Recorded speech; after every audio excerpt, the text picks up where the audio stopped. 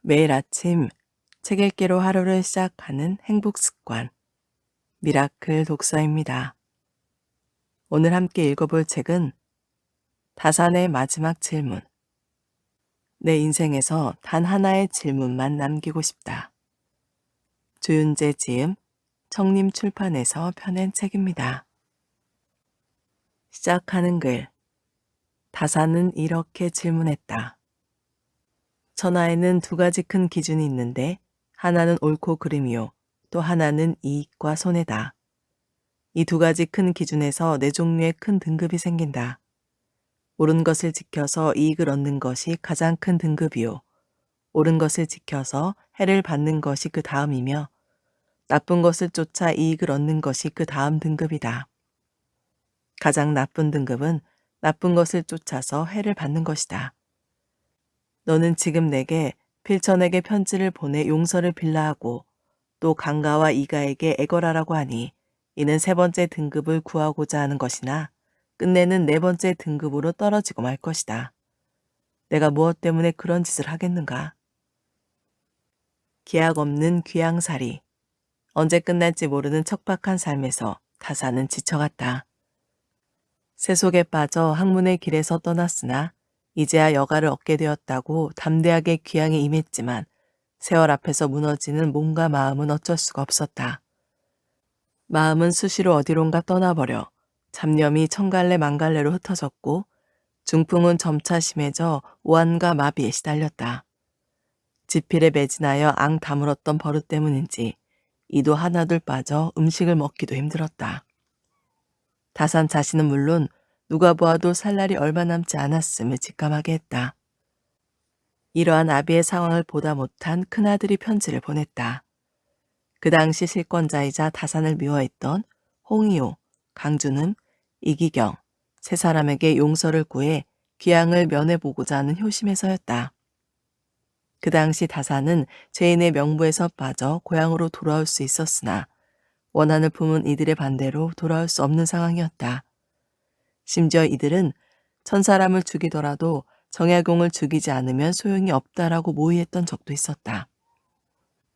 이들의 행태를 아는 다산은 아들의 편지를 읽고 많이 섭섭했고 또 분노했다. 아들이 자신의 뜻을 몰라주는 것이 안타까웠고 권력자에게 비굴하게 고개를 숙이라는 권유에 화가 났다. 앞의 글은 다산이 아들 학연에게 보낸 답장 가운데 일부이다. 다산은 끝없이 계속될 것 같은 기양 생활과 척박한 환경에서 어쩔 수 없이 마음이 흔들렸을 것이다. 그리고 그때마다 자신에게 질문을 던졌을 것이다. 자신이 겪고 있는 고난과 알 수 없는 미래로 흔들리는 그에게 해답을 준 것이 바로 논어의 지혜였다. 그 어떤 어려움이 닥쳐도 천명임을 알고 사람의 도리를 다하며 잠잠히 때를 기다리면 반드시 이겨낼 기회가 온다는 것이다. 그래서 어긋나지 않는 삶을 산다는 것. 논어는 첫머리를 공부로부터 시작한다. 하기 시집지 불역여로. 배우고 때때로 익히면 또한 기쁘지 않은가? 그리고 논어의 마지막 문장은 부지명 무의위군자야. 천명을 알지 못하면 군자가 될 수 없다로 끝난다. 논어는 학문에서 시작해서 천명으로 끝나는 경전이다. 다산은 논어를 평생을 두고 공부했고 삶의 지침으로 삼았다. 그렇게 다산의 삶은 논어의 문장들과 닮았다. 다산은 평생을 두고 공부했고 천명에 순응하는 지혜로 자신의 삶을 살았다. 정조의 총애를 받으며 승승장구할 때도 집안이 패족이 되는 암담한 상황에서도 척박한 기양제에서도 다산은 논어에 새겨져 있는 문장에서 떠나지 않았다. 이러한 삶의 철학이 있었기에 다산은 자식은 물론 제자들에게도 논어를 권했다. 외척이자 제자인 윤회관에게 다산은 이렇게 가르쳤다. 육경이나 여러 성현의 글을 모두 읽어야 하나 논어만은 평생을 두고 읽어야 한다. 아내가 손수비 준 찹쌀술을 권하거든 맛있게 마시고 기분 좋게 취해 이소경 국가의 글을 읽으며 울적한 회포를 푼다면 명사라 칭할 만하다. 사람들에게 존경받는 명사가 되기 위해서는 여러 경전의 글을 읽으며 자신을 수양해야 한다. 또한 시를 즐기며 일상을 즐길 수 있어야 한다. 여기서 특기할 점은 논어를 평생 곁에 두고 삶의 모든 측면에서 지침으로 삼으라는 권유다. 평온할 때나 어려울 때나 암담한 순간에도 항상 곁에 두고 묻고 답을 찾으라는 것이다. 그렇게 할 때 단순히 세상의 이름을 널리 알리는 사람이 아니라 자기 삶의 의미를 찾고 또 스스로의 가치를 높이는 진정한 명사가 될 수 있다. 논어는 2500여 년 전 춘추시대 활동했던 공자와 그의 제자들의 언행으로 모은 책이다. 대화를 통한 공자의 가르침과 간략한 경구로 구성되었지만 공자가 직접 쓴 책은 아니다. 한 사람이 쓴 것이 아니라 오랜 시간과 여러 사람의 손을 거쳐 책이 이뤄졌기에 그 구성과 체계도 일관적이지 않다. 책의 주제도 철학은 물론 교육과 문화, 정치를 비롯해 일상적인 삶의 도리까지 세상사를 망라하고 있다. 따라서 한편으로는 너무나 당연한 이야기에 고개를 끄덕이다가도 곧 난해한 문장에 고개를 갸웃거리게 된다. 짧은 문장에 담긴 심오한 이치를 이해하기가 쉽지 않기 때문이다. 지금까지 논어와 관련해 나온 책은 3,000종에 달한다고 한다. 동양 철학의 핵심이자 학문의 기본으로 인식되었기에 많은 학자들이 주석을 달았다. 그 많은 주석서 중에 우리에게 가장 큰 영향을 미친 것은 주자학의 창시자인 주자가 쓴 논어 집주이다. 그 외에 위나라의 하한, 양나라의 한간, 송나라의 형병 등 많은 유학자들이 논어 주해서를 썼다. 화이트헤드의 말을 변주하자면 서양 철학이 플라톤의 각주이듯 동양 철학은 논어의 각주라고 해도 과언이 아닐 것이다. 다산이 500여 권에 달하는 여유당 전설을 집필하면서 논어에 관한 책을 쓴 것은 당연한 일이었다. 학자로서 동양 철학의 핵심이자 삶의 지침인 논어를 빼놓을 수 없었을 테고 논어를 빠뜨리면 전집의 완성도에서 흠이 되기 때문이다. 더불어 왜 논어가 험난한 귀양 생활을 살아낼 힘이 될 수 있었는지도 밝히고 싶었을 것이다. 어쩌면 책을 쓰면서 귀양 생활의 어려움을 잊을 수 있다고 생각했을지도 모른다. 실제로 다산은 논어에 관한 많은 학자들의 주석을 모아 편찬하고 자신의 생각을 함께 밝힌 논어 고금주를 쓰면서 학문의 즐거움과 더 좋은 세상을 향한 이상을 꿈꿀 수 있었다. 하지만 집필의 순간만큼은 결코 쉽지 않았다. 다산은 주자나 하한 등 뛰어난 학자들의 주석을 모아 책을 만들려고 했다. 처음에는 이 작업이 창작보다는 좀 더 쉬울 것이라고 생각했다. 하지만 오랜 기양 생활에서 몸과 정신이 쇠락했기에 이 역시 쉬운 일은 아니었다. 잠시 붓을 내려놓고자 했지만 집필을 쉬는 것이 오히려 다산에게는 더 힘들었다. 작업의 어려움이 단순히 체력적인 한계 때문만은 아니었다. 믿었던 학자들의 해석에서 오류를 발견하는 것이 다산에게는 더욱 참을 수 없는 일이었다. 그들의 사고가 신분의 틀 안에 사로잡혀 있었던 것과 무엇보다도 실천을 가장 중시하는 자신의 학문적인 소신에 맞지 않는 것에서 많은 갈등을 느꼈다. 좌절하던 때도 있었지만 다산은 끝내 자신의 걸작을 완성했다. 그 외에도 이왕, 이이, 이익 등 조선시대를 통틀어 최고로 꼽히는 학자들이 논어 주해서를 썼다. 이 책들은 훗날에까지 큰 영향을 끼치는 교육의 기본서가 되었다. 하지만 주자에 대한 지나친 신봉이 조선시대 학문과 정치에 큰 폐해를 끼치게 된 것도 부인할 수 없다. 대표적인 것이 사문난적의 폐해였다. 주자의 성리학과 다른 주장을 한 학자들은 유교에 반하는 주장을 하는 학자로 낙인 찍혀 학문적, 정치적으로 매장당했다. 다산이 귀양을 갔던 당시에도 별반 다르지 않았다.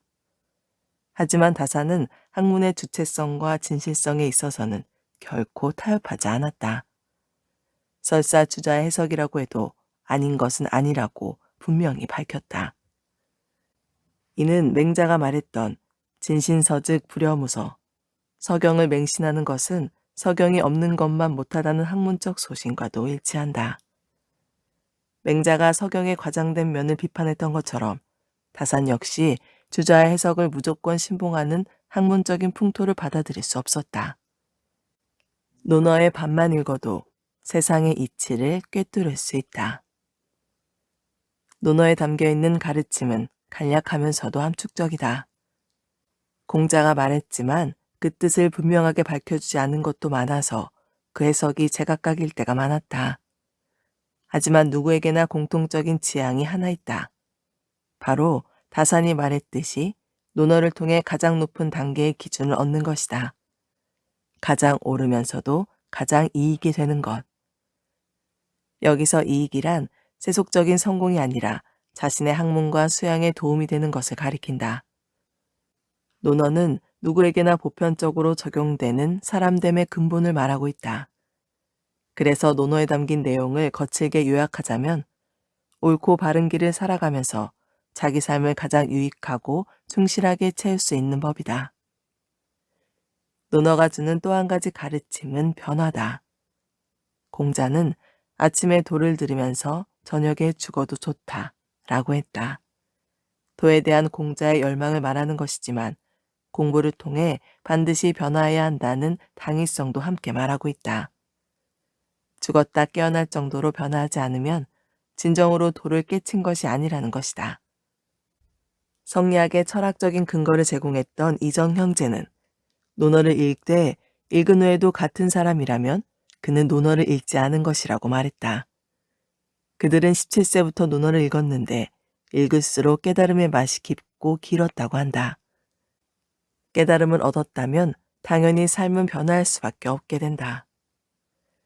마지막으로 논어는 단순히 개인의 수양에 그치는 것이 아니라 세상사 모든 측면에 적용할 수 있는 기준이 된다.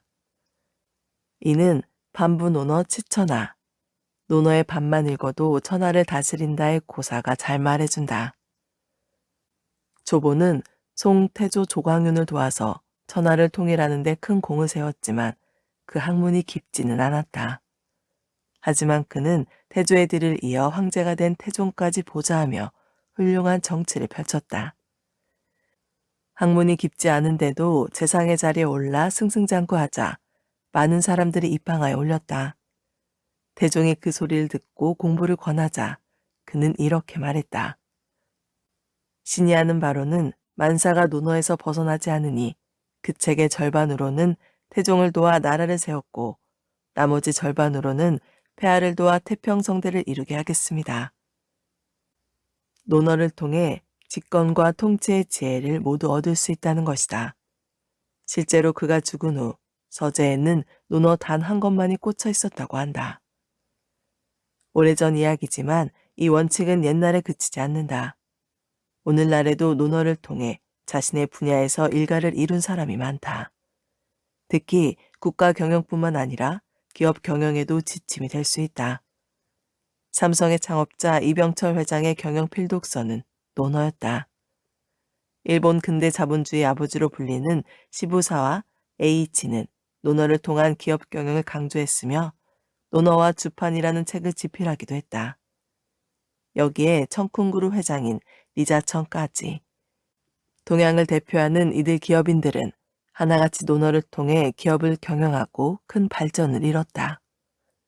이는 오늘날 첨단 산업의 시대에도 다르지 않다. 다산의 논어고금주에 관한 책을 쓰면서 나 역시 내 삶에 내 일에 끊임없이 질문을 던져야 했다. 그동안 허황된 것을 붙잡으려고 애쓰면서 정작 삶의 근본을 놓치고 있었다는 것을 절실히 깨달았다. 하지만 나는 다산의 독창적이고 주체적인 해석을 보면서 하나하나 답을 찾을 수 있었다. 아마 이 책을 읽는 독자 여러분도 마찬가지일 것이다. 수없이 질문을 던지고 해답을 찾아가는 과정을 겪어야 할 것이다. 따라서 이 책에는 내 생각보다는 다산의 해석과 관점을 주로 담으려고 했다. 다산이 평생을 두고 지켜왔던 공부의 원칙, 폭넓게 공부하고 자세히 묻고 깊이 생각하고 밝게 변별하고 독실하게 행함이 모두 담겨있기 때문이다. 다산의 통찰을 읽으면서 함께 깨닫고 느낄 수 있었다는 것은 다산을 좋아하는 사람으로서 큰 기쁨이었다. 다산의 마지막 시리즈를 마치면서 이 기쁨을 독자 여러분과 함께 나눴으면 한다. 2022년 봄 조윤재. 말은 그 사람의 전부가 담긴 그릇이다. 공자는 수양이 단순히 내면에 머물러서는 안 되며 반드시 외면으로 드러나야 한다고 강조했다. 외면으로 드러나는 것 중에 대표적인 것이 바로 말이다. 따라서 논어에는 말에 관한 가르침이 많이 실려 있다. 먼저 실천하고 그 다음에 말하라. 옛사람은 말을 함부로 하지 않았으니 행동이 따르지 못할 것을 부끄러워했기 때문이다. 군자는 말에 대해서는 모자란 듯하고 행동에 대해서는 민첩하고자 한다. 말은 뜻을 전달하면 그만이다. 이외에도 논어에는 말에 관한 지혜가 많이 실려 있는데 말을 잘하라는 것이 아니라 절제하라는 가르침이 대부분이다. 심지어 위정에서는 제자 자장에게 출세하기 위해서도 말을 조심해야 한다고 이른다. 많은 것을 듣되 의심스러운 것을 빼고 그 나머지를 조심스럽게 말하면 허물이 적다. 많은 것을 보되 위태로운 것을 빼놓고 그 나머지를 조심스럽게 행하면 후회하는 일이 적다. 말의 허물이 적고 행동의 후회가 적으면 출세는 자연히 이뤄진다. 예문에 있는 교원영생 역시 공자는 마땅치 않게 여겼다. 말을 번드르르 하게 하고 꾸미는 얼굴을 하는 사람은 훌륭한 사람이 되기 어렵다고 여겼기 때문이다. 공야장에는 다음과 같은 고사가 실려있다. 달콤한 말과 아첨하는 얼굴로 지나치게 공손하게 하는 것을 자구명이 부끄럽게 여겼다고 하는데 나도 또한 부끄럽게 여긴다. 원한을 감추고 그 사람과 벗하는 것을 자구명이 부끄럽게 여겼다고 하는데 나 또한 이를 부끄럽게 여긴다. 자구명은 국어와 자씨 춘추전의 저자로 알려져 있는데 이 구절에서 언급된 인물과 같은 사람인지는 명확하지 않다. 다만 공자가 그의 관점을 두고 자신 역시 그와 같다고 이야기했던 점으로 밀어보면 공자의 인정을 받았던 훌륭한 인물임에는 틀림없다. 여기서 자구명이 부끄럽게 여겼던 것은 진실하지 않은 말과 행동, 그리고 가식이다. 속으로는 음흉한 생각을 하면서도 겉으로는 번드르르하게 꾸며서 상대방을 기만하는 행동을 훌륭한 사람은 하지 않는다. 스스로 그런 일을 하지 않을 뿐더러 그런 행동을 하는 사람을 옳다고 여기지 않는다. 자신이 없는 이들일수록 강하게 말한다. 이 구절에 대해 다사는 다른 관점을 말하고 있다. 교원과 영색이 그 자체로 나쁘지는 않다고 본 것이다. 다산이 말했던 바는 교원 영색 자체가 아니라 말과 행색에 묻어나는 사람됨이 어떠한가이다. 사람은 말을 통해 자신을 드러내므로 말을 통해 그 사람을 바르게 판단할 수 있어야 한다는 것이다. 말이 유창하고 행동이 유려하면서 사람됨도 훌륭하다면 그보다 더 좋을 수는 없다. 문제는 남을 기만하고 이익을 도모하기 위해 자신을 꾸미는 것이다. 따라서 다사는 두 아들에게 말의 신중함과 진실함을 절대 포기해서는 안 된다고 가르쳤다. 두 아들에게 보여주는 가계에 실린 글이다. 말을 조심하지 않으면 안 된다. 전체가 모두 완전하더라도 구멍 하나가 새면 깨진 옹기 그릇일 뿐이요. 100마디가 모두 신뢰할 만하더라도 한마디에 거짓이 있다면 도깨비 장난에 지나지 않을 것이다. 말을 과장에 떠벌리면 오히려 사람들이 믿어주지 않는 법이니 가난하고 천한 처지일수록 더욱 말을 삼가야 한다. 다사는 패족의 처지에 빠진 두 아들이 말로 인해 신용까지 잃지 않을까 염려했다.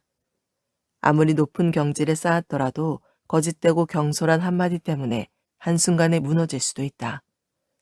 아무리 좋은 그릇이라도 작은 구멍 하나에 쓸모가 없어지는 것과 같다. 이 글의 앞에는 사대부로서 양심에 어긋나는 일을 해서는 안 된다는 가르침이 실려 있다. 작은 이익에 눈이 멀면 길러야 하는 호연지기가 사라지고 만다는 것이다.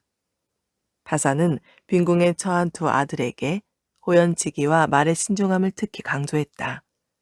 이 둘은 모두 청렴한 마음을 지키는 데서 얻을 수 있다. 오늘날 유창한 말솜씨와 유려한 행동거지는 우리에게 반드시 필요한 덕목이 되었다. 꼭 성공과 출세를 위해서가 아니더라도 평상시 사람들과의 관계에서도 이러한 능력은 큰 힘이 된다.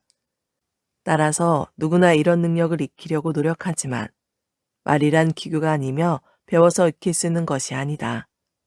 말의 깊이와 무게는 인위적인 꾸밈이 아니라 내면의 충실함에서 자연스럽게 드러나는 것이다.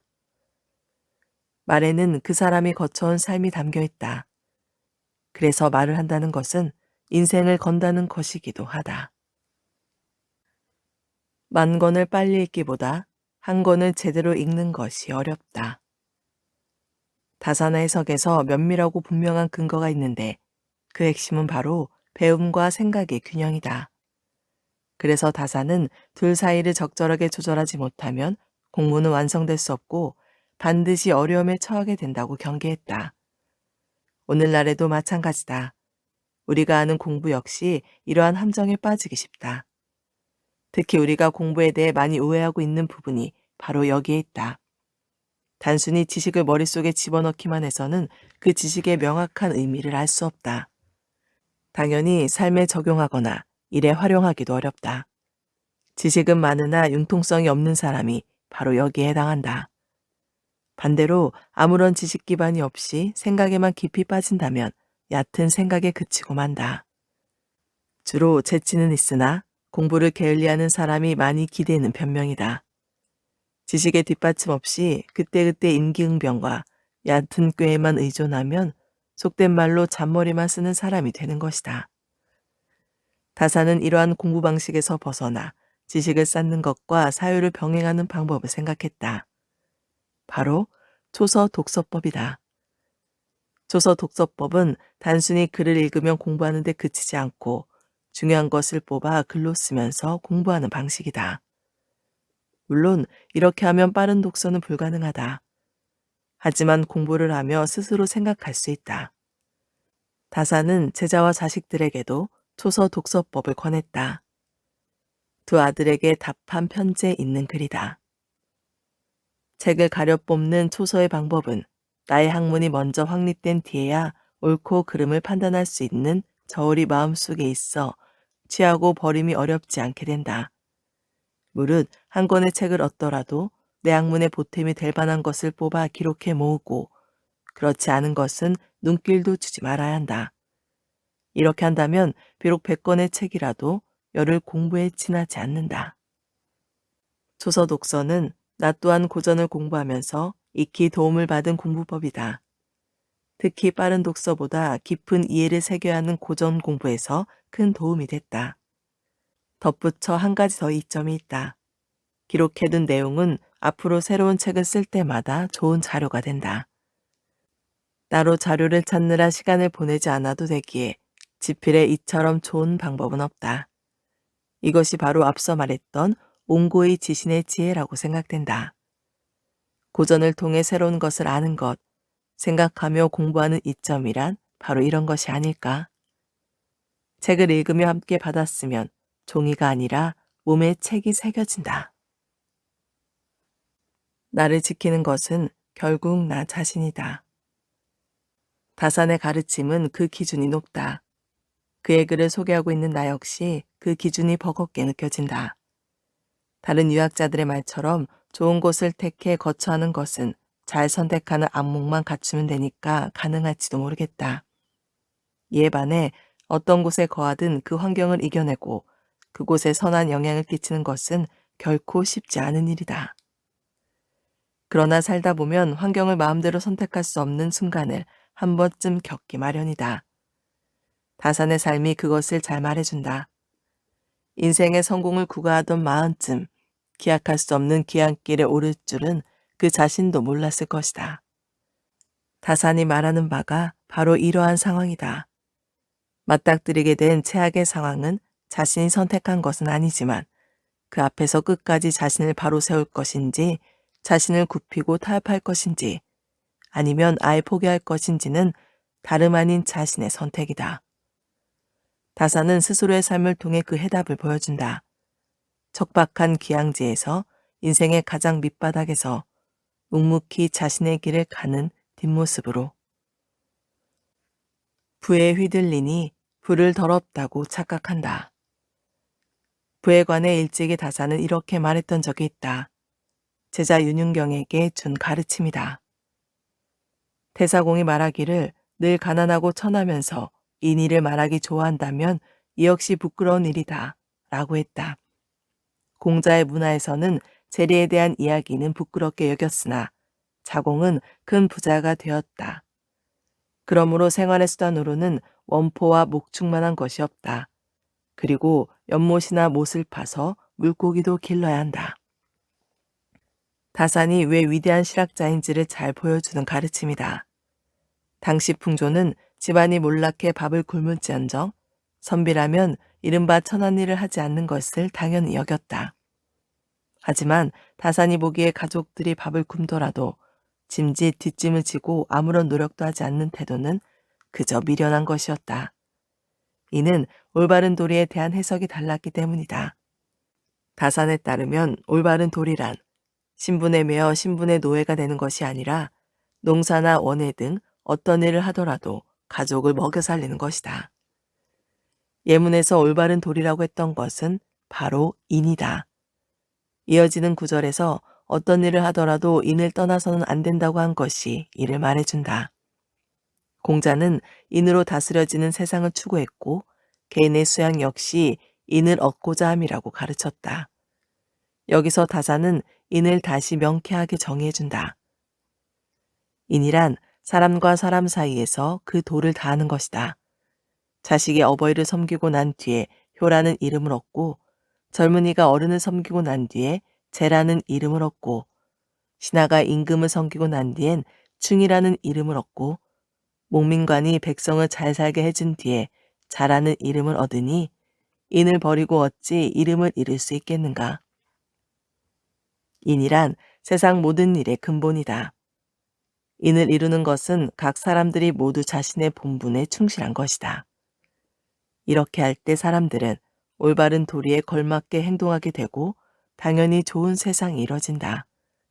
따라서 부귀를 취하는 것도 빈천에서 벗어나는 것도 그 어떤 일을 하더라도 인이 근본이 되어야 한다. 그리고 여기서 말하는 인이란 바로 사랑이다. 돈에 얽매이지 말라는 주문 또한 사람을 돈에 올가매는 주문이다.